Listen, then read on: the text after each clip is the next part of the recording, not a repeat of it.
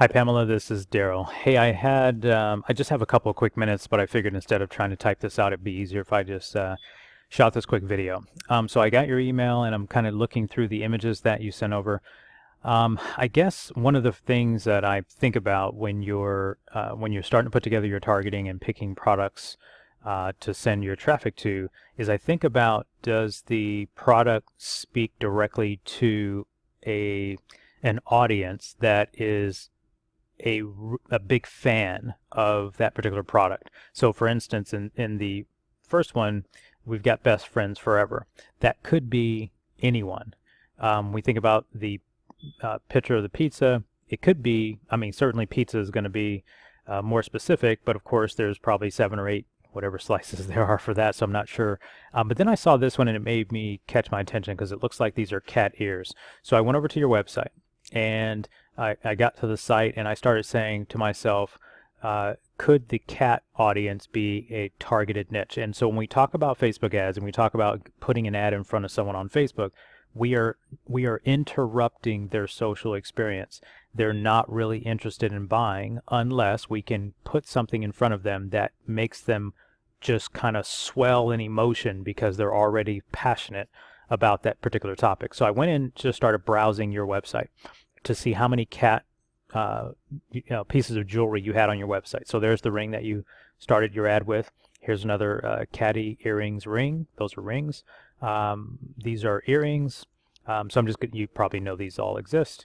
But what I'm pointing out here, here's some kitty cat earrings, some pearl earrings, and then, oh, it looks like I duplicated those. So my point is I'm looking for potentially, and I don't know how this would potentially work because this is a fish and a cat.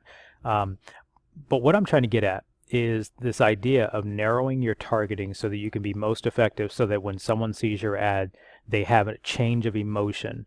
Because remember, they're not searching for jewelry at that time. They're not in the retail store. They're not searching Google. One of the biggest challenges with social media is getting something in front of them, but making sure that they have a reaction or an emotion to what they see. So let me give you a couple of ideas really quick. Number one, I'm not sure exactly what countries you're targeting, but let's just say you're targeting the United States. I saw that you were targeting 16 to 30-year-olds. We'll assume you're just targeting women. I believe that's who you're targeting. Obviously, we've got 15 million people. This is way too big. But what happens is when we go down here and we just add jewelry, and I think what you indicated in your email was you had targeted accessories, fashion, shopping online, and jewelry. These are just super big areas. We've got to whittle this down to an audience size that's going to be a little bit more reasonable. So let's do it this way. Let's go in here, and I don't know if you're familiar with this, but if you haven't used this, this is called flex targeting. So when you do flex targeting, you can go in here and you can actually type in cats. So now you can see right here that someone has an interest in cats. You can see here 200 million people. That's still quite a few people, but it's people that are interested in hobbies or activities around cats. Let's go ahead and click on that and see how the audience changes. So now we went from 15 million down to 4.5 million. This is still, in my opinion, too big, especially for a small shop that's just getting started. Still just a bit too big.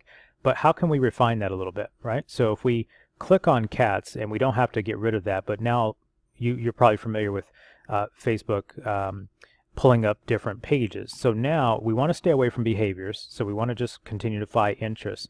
But look at here, we've got cat lovers, I love my cats, cat lovers here. These are all interests. So what I'm going to do now is I'm going to choose cat lovers because it's got 4 million people. And I'm going to choose I love my cats, which is even more specific, 780,000 people. And just for the sake, and you can see there's all kinds, I love my kitty cat, etc., etc. We could do this exercise over and over again, but for the moment, I'm going to stop right there. And I'm going to get rid of the big broad audience, which was 200 million people, which is just too many. Because really, you want people to have an emotional reaction when they see your rings or your necklaces or your bracelets. So what happened now, and I'm going to go ahead and just for the sake of it, I'm going to get rid of I love cats. But I want to just give you this example of flex targeting. And now what you see is we have an audience of 210,000 people, okay? And you can reach them on Facebook or Instagram. Depending on how you're running your ads, I'd probably recommend just getting started with Facebook.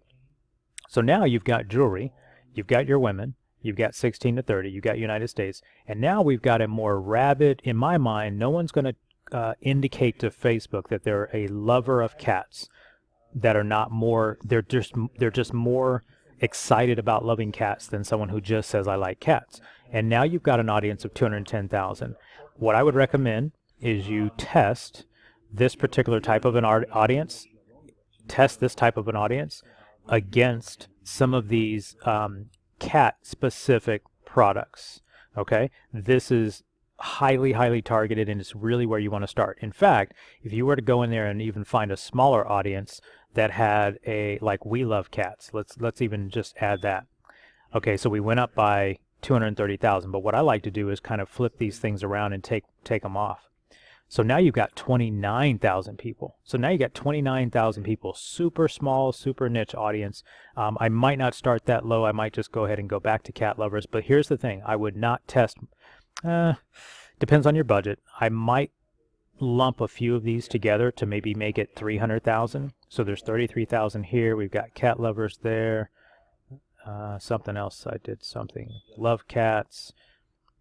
I almost forget now what I just had. You can see there's lots of different, and by the way, what are these targeting? These are targeting pages. These are pages that are talking to a fan base who love cats. So I think I messed up my example here. Let me get rid of this. Cat lovers. Let's see if that gives us back the 200. Yeah, there we go.